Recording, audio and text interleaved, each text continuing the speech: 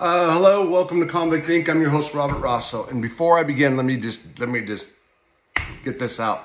I'm struggling today, guys. So this is going to be my third take, actually, and I've always done the first take. I had a long weekend. We were supposed to come, we went out of town. We were supposed to be back on Sunday morning. I did get back to late last night, and I had a whole different segment or different content in mind. What I was planning on doing was doing a chronological order of, how I became a drug dealer, career criminal, got my life sentence. So today's video was going to be about I was going to title it actually, Becoming a Career Drug Offender. And then tomorrow's would be like my conspiracy, which gave my life sentence. And then I'd start doing little jail anecdotes and then, prison stuff. Just because I do really good chronologically. But today I'm going to do an episode about prison pen pals. And again, this is take 3. I just did a 22-minute video and I got lost. And so, yeah, I feel maybe if I get that out there now, I can get through it. It is 7:45 Central Time, and I started this at 11, and different things have been going on. But I'm going to do a video a day, 5 days a week, even on Thanksgiving this week. And I actually just saw one of my nephews in town. My nephew Robert is named after me. Shout out to Robert. And he's like, I'm waiting for your YouTube video to go up. And I'm, maybe he was just whatever, just saying that because he knows I'm trying to put one out a day. But anyway, I know there are some people, and I've told a bunch of people today. And I put something on my Facebook page, and I'm going to put a video out later. So I'm going to get through it right now. So, prison pen pals. The reason I am doing this is because, on Friday night, my wife and I had added prison pen pal consultants to our website, and that website's convictinc.net. If you go to convictinc.net, you'll see it says the federal prison experts, and I'm doing prison consulting, and I'm doing post-conviction legal work, family assistance. If you're a family member of somebody that's incarcerated or a friend and you know more about prison or more about your guy in prison, whatever, doing that. Now, my wife and I, because we both have over 10 years of experience in prison pen pal relationships, and we got married, I pretty much think we're experts in this field, and she's got a degree in psychology. And so that's gonna be her baby. So for example, if you have issues with prison, if you want to find a prison pen pal, if you're looking just to write a friend, or you're looking for a relationship, or you're in a prison pen pal relationship and you got questions, we got a service to help you out.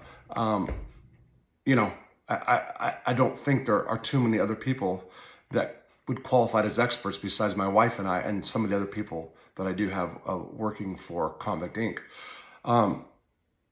We've done this for a long time. Anyway, and then today, 3 people mentioned prison pen pal. That's how I got to where I'm going to do this episode today.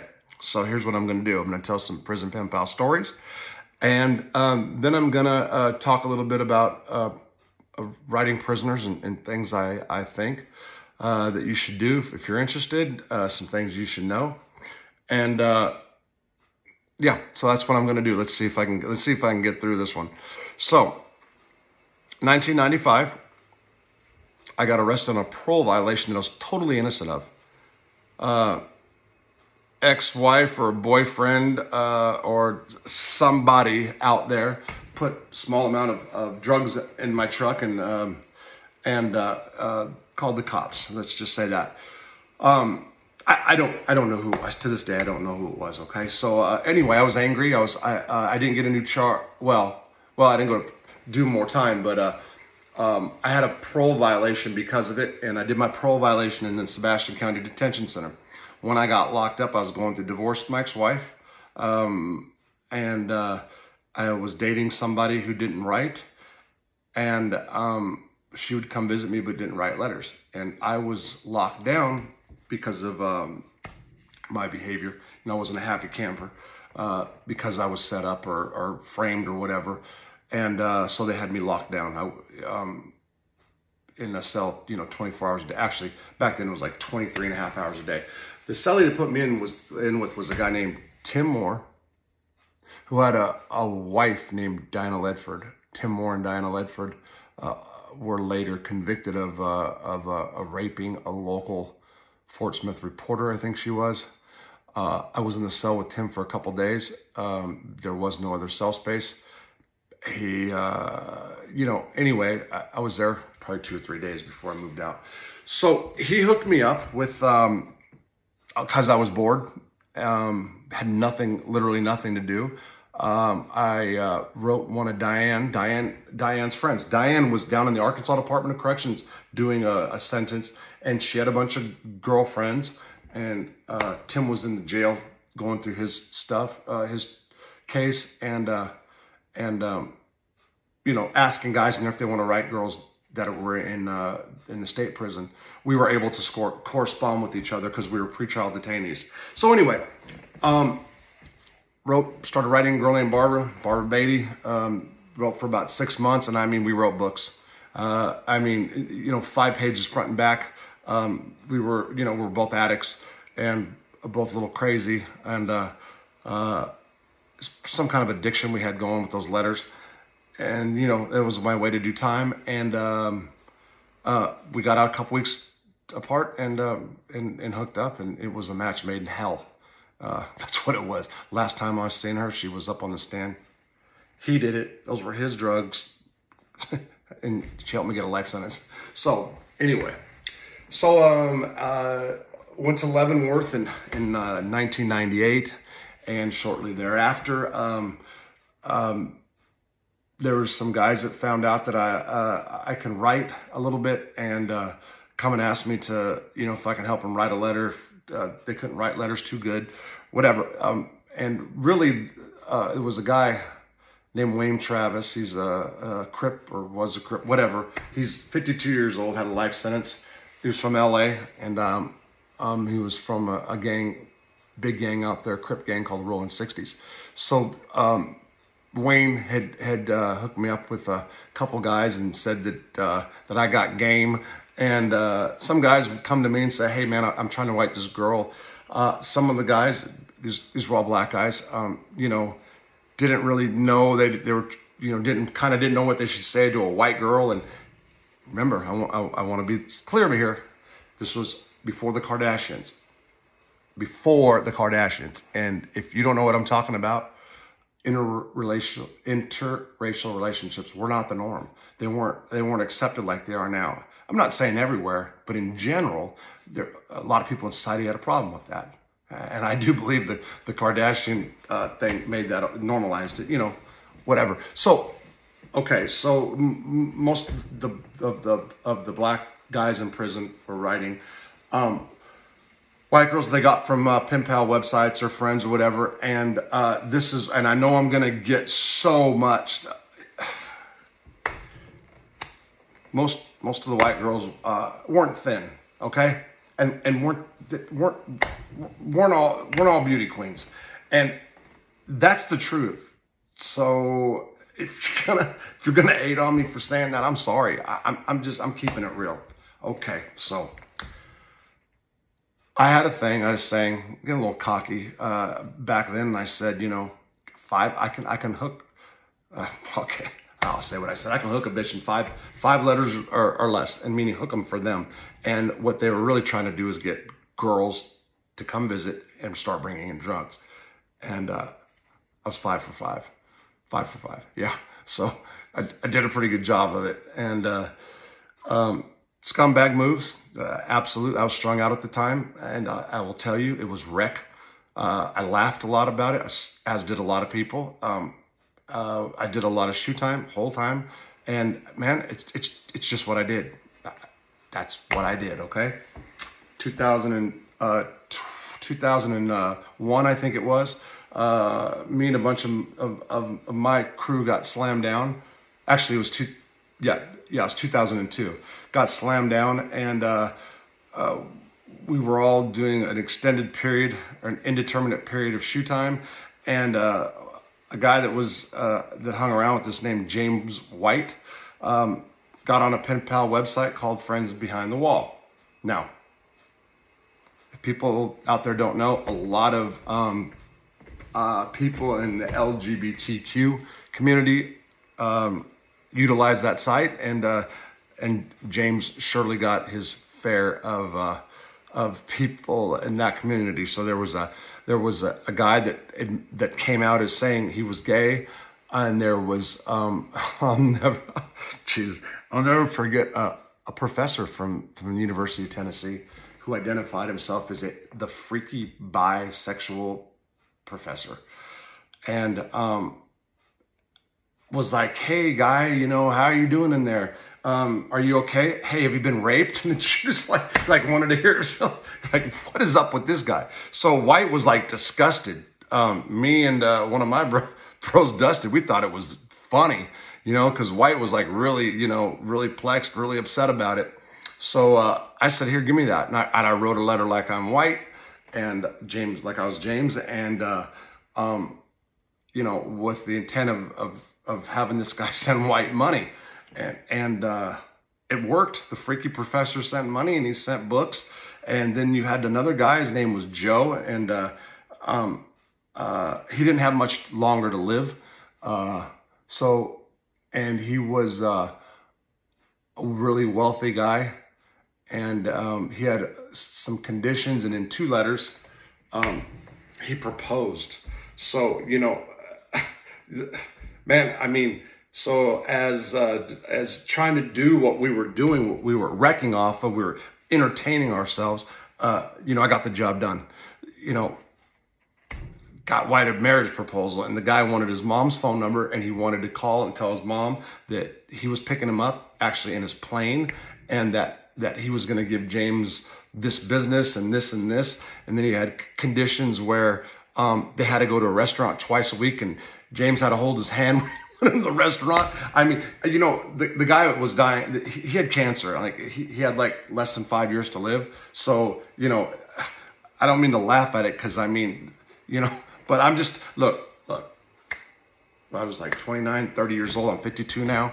Things are different in my life. I'm a different person. I'm just saying what we did. So wrote letters to girls that probably had a bunch of different issues, to get them to bring in drugs, and wrote a sick guy that was in bad health, to get him to send money, and the freaky college professor, you know, to scam him out of some, did that, was part of that.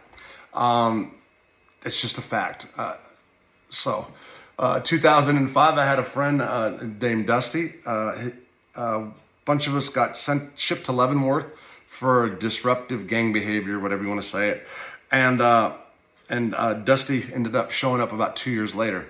His brother just got out of jail after doing a short period of time, and hooked Dusty up on a pen pal website. Once again, Friends Behind the Walls. Once again, it wasn't girls that were responding. And the best letter that I remember ever that a pen pal wrote was a guy that he was a professional photographer from New York, and he wrote, "Yes, I will send you money. Call me." And this just cut to the chase. Let's just get it out of the way, you know.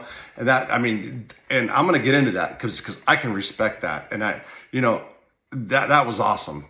But so let me tell you. So Dusty, I have talked to him since I've been out. It's been some months.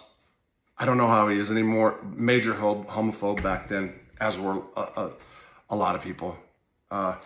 Different times, a lot different times back then. Okay, so I just want to make that clear. So the photographer, Dusty called the photographer. We talked him into it. At that time, I was clean for a short period of time. Well, short period, over a year, a couple of years actually.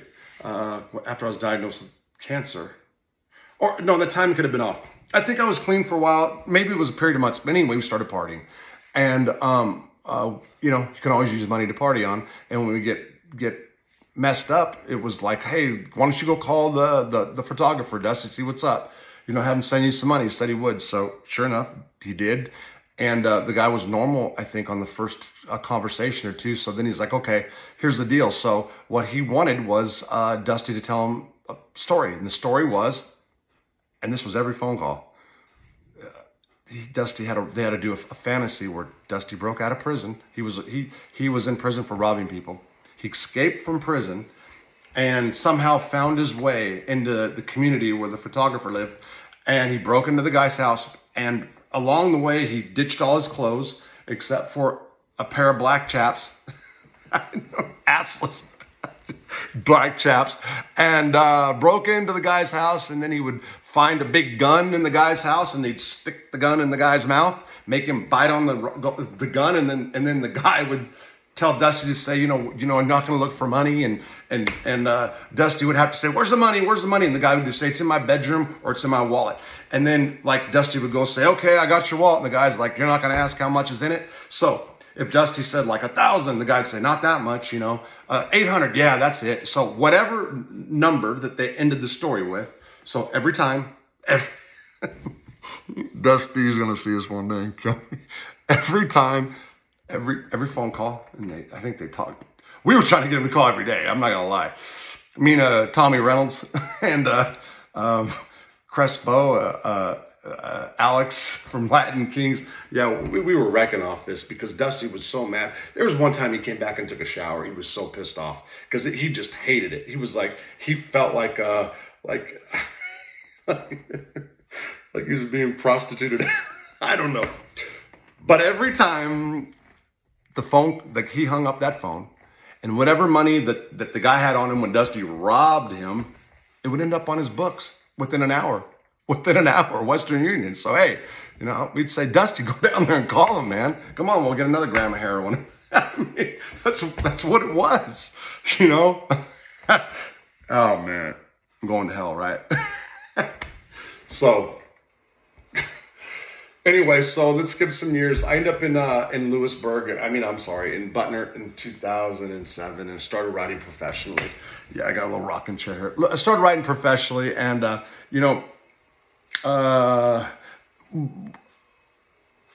sorry, not professionally. I started putting some stuff on websites, and I got a lot of fan mail, but it was usually from girls. There's a lot of girls out there that like lifers and guys on death row. A lot. So some of those girls were writing me, and I wrote a couple back. But I mean, to say don't write, like I'm not interested. I wasn't interested in writing. And then my sister got a Facebook request from a girl in Spain, and we began to correspond because she had a boyfriend.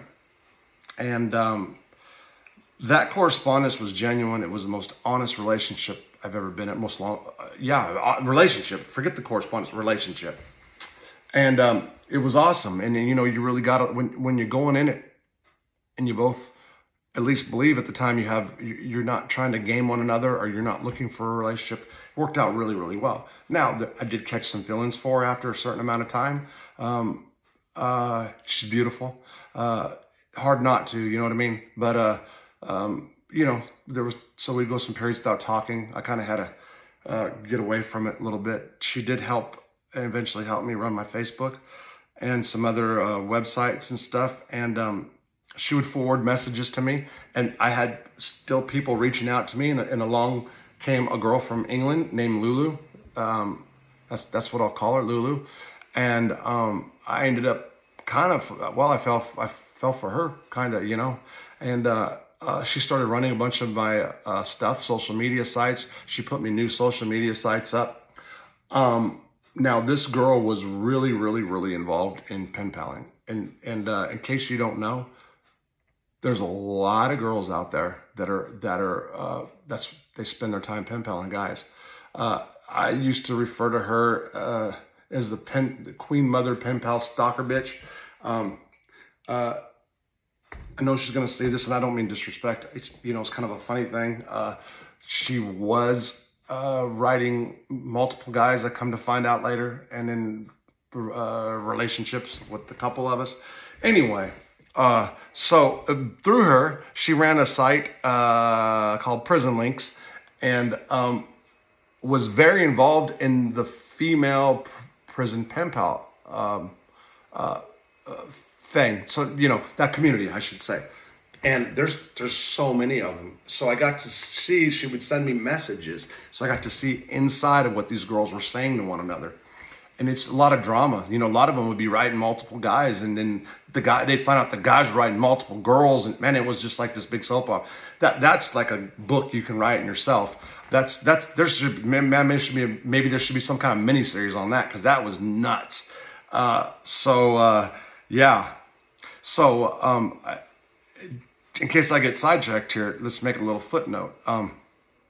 It's not only people in prison trying to scam people. There's girls on the street, or people on the street that are trying to scam guys in prison for whatever reason, to make themselves feel better. Honestly, I don't know. Having said that, and before going any further, aren't people on dating sites doing the same? Aren't people on Facebook and in the world that aren't convicted criminals doing the same thing? I mean, so we got to watch that, right? Prisoners get a bad rap. And I'm one of those reasons why, because I had done scumbag stuff in the past with pen pals. But there's a lot of sincere people. It's a lot of sincere guys. So, as you guys, as I said in my first video, in case you haven't seen it, so I ended up marrying my pen pal. So I ended up marrying the first one, who became my second wife. I shouldn't say wife, second person I married. Like I said, that was a match made in hell. We were both out of our minds at the time. Yeah. So, Marta and I were in about 11 year correspondence, and it was really, really difficult at times. We got through it. She's in there blow drying her hair, so if you guys can hear her blow dryer in the background, it takes her about 2 hours. So she's straightening it. She straightens it. It takes a long time. So anyway, so let's see, where am I going to go from here? So yeah, as far as stories and stuff, I guess that'll be about the last one I'll say. Let me see what the time is. So let's get into writing prisoners. So this is a plug for myself. I go ahead, might as well say it. So, or for Marta, she's going to be running that little part of our consulting stuff. There's a lot of people involved in relationship with prisoners right now, men on the street and women on the street. Women prisoners think men are treacherous. Whew, the girls got game, because they're promising marriage. And this isn't me, well, I don't really care about all that stuff. I was going to say, this isn't me ratting them out. It's out there. Go on the internet. I read about 2 or 3 articles before this afternoon, before I was starting to record any of this. So they promise marriage. You know, of course, they don't ever let the guy actually come see him, because they're probably married anyway to somebody else. They say if they have outstanding fines, if they only pay the fines, then they can be released and they can be together forever and live happily ever after. So the guy will say, okay, tell me what court, I'll go up there and pay the check. Oh, no, you can't pay the court. You got to send money to my account, or I need an attorney. This attorney will get me out of prison. If only you can send the money. Okay, I'll go. Where's the attorney? Give me a note. You can't talk to me. He doesn't want to talk to nobody, but you can send money to my account and he'll come take it. They got that down. So my second wife, her name is Barb, she was just a master of that. She had like guys lined up outside the prison that thought they were gonna marry her. She had thousands of dollars on her books. It was, yeah, so they got game. I'm not trying to compete girl prisoners with guy, but there's a lot of truth to it. But anyway, there's a lot of really good guys in prison and girls in prison that need pen pals. So I'm totally for the prison pen pal community. You know, I am. I sit here and just told some terrible stuff that I did. But the truth is there's, I wouldn't be out of prison today if I didn't meet my pen pal. I wouldn't. She did change me. And I know that there's some prison officials that are watching this, that know me, that were a terror, and they're probably saying, yeah, Rosso, you just got away with some stuff. So anyway, but all in all, yeah, I wouldn't be out today. I would not be out today if it wasn't if it wasn't for my wife, and she made me a better person. And that can happen to a lot of people in prison. And I'm not just saying that, it's the truth. There's just, you know the difference between guys or girls that are going to go out there and repeat offend or come back to prison on a violation is a good girl or a good guy in their life. That's the difference.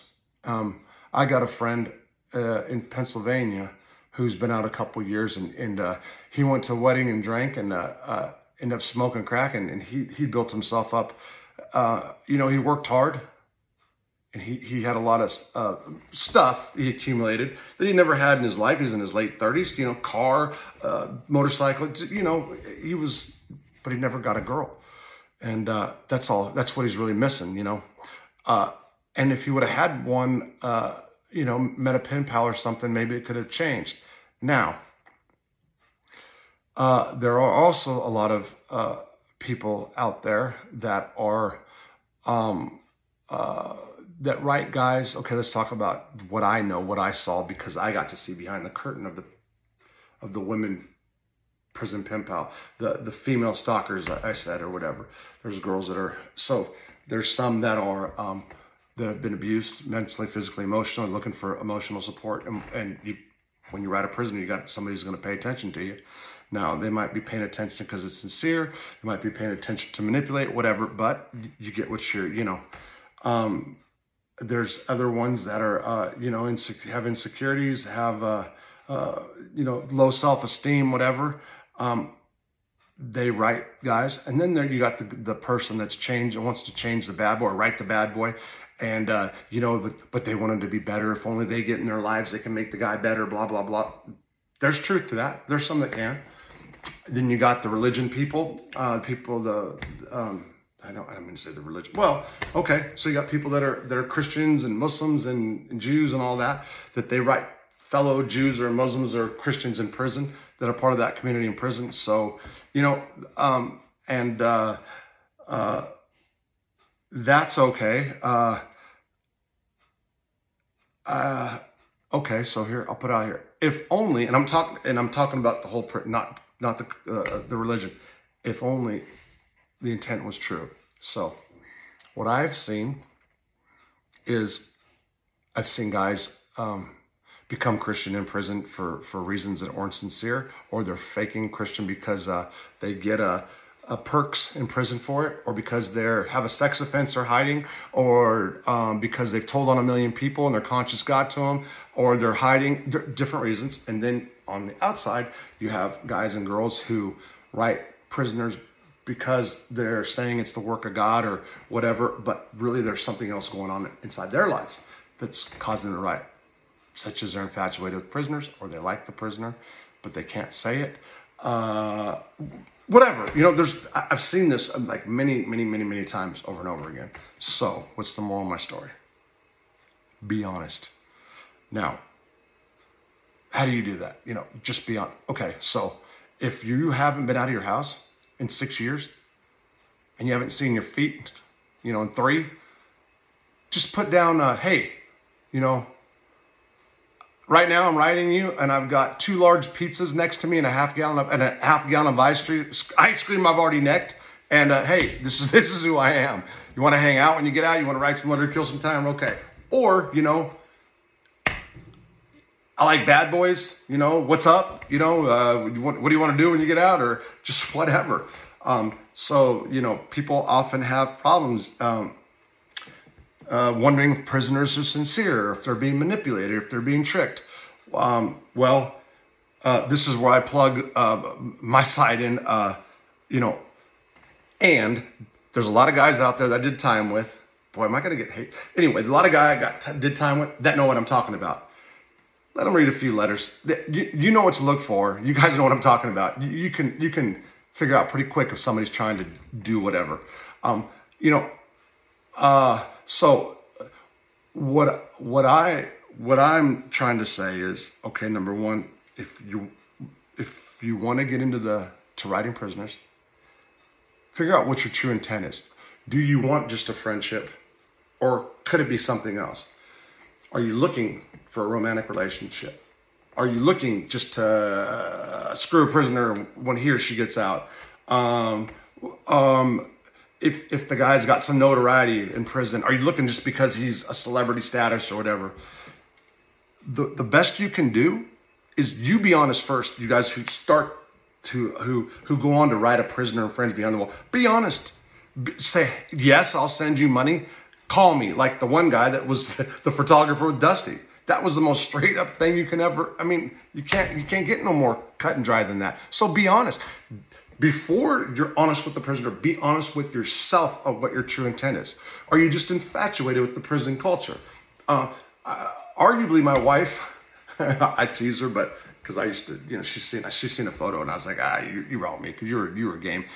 She had a boyfriend when she first wrote me, and she actually did go see somebody speak against the death penalty, and she was infatuated with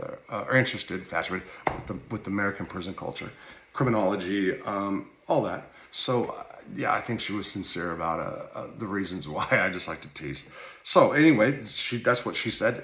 It became something more. Hey, so far so good. She's here. I mean, it's cool. We're human. We have a regular relationship. It's like I've said before. It's not all roses 24/7, but it's good. I couldn't have done better. Couldn't ask for better. We can help with the prison pen pal thing, and what I mean by that is we can help guide you to see if what you really want. What do you want? A friend? Do you ship? Do you want a romance? And if you're already involved in that, she can kind of help you walk through that. Or if you've been in a relationship for a while and you don't know what to do, it's feeling stale. There's a lot of different issues. There's people that need counseling and advice on that, and we're going to offer that. It's I can already see some of my friends like, man, you're going to like burn dudes. And that's not, don't want to know anybody's name. That's not what she's trying to do. And I keep saying she, because that's not really, I got so many other things going on. But anyway, so there's a service there. Anyway, so yeah, honesty all the way around. And I don't think it's any different if you're on a dating site. I've never been on a dating site. Never try to find a girl. I guess that's the norm now out here, on the internet. So it's not going to be no different. It's just because people are incarcerated, there's a whole different stigma, a different, thing about that. And I want some people to know this. You're not going to change the bad boy. You're not, if you got this little romantic fantasy in your head, you're not going to change. He has to change himself. You can influence and be a help, but yeah, you're not, that's not, it's all, that's, yeah.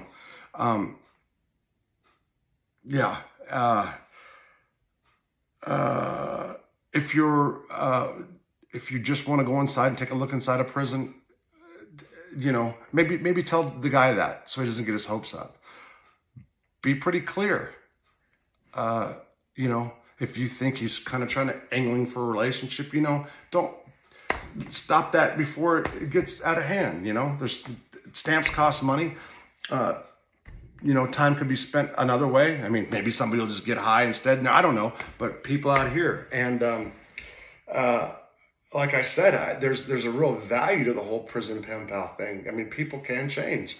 It is. People get job offers. They find friends. I mean, I know a lot of people that hooked up with the prison with good people, and it all worked. I know a lot. I know a lot of other stories too. I know a lot of guys who manipulated girls into bringing dope. So it's all. It's just you have to be aware, and if you really look at the letters, you can tell. Some people get blinded and don't want to see or can't see it. Whatever. Again, here's the convicting plug again. We can help, but it's true. It's true. Yeah. I hope I got this one down. So I've been on a while. I am so tired right now. I'm not gonna lie. Like the night before last, I got like a couple hours sleep, and I'm exhausted right now. So if I missed it, just tell me on the comment section. I think we got the comment section fixed. A lot still needs to be done, including I'm just using my iPhone, and it's gonna be like this big. So stick with me. If I didn't get my points across clear tonight, I apologize. Like I said, I'm not It's something today I just wasn't mentally getting it. And I changed the whole program.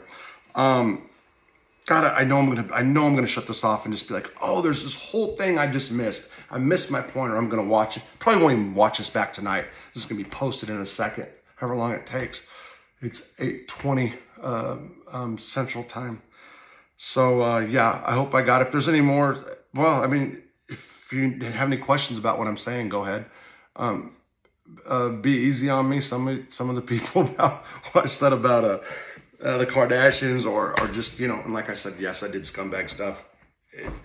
I apologize. You know, it's what was happening, and again, that's not the, okay, there's a point. That's not the majority of prisoners. It's not.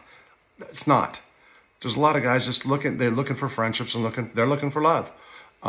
Yeah. So, okay, I'm going to go. I hope I did okay on this one. I'll see you guys tomorrow.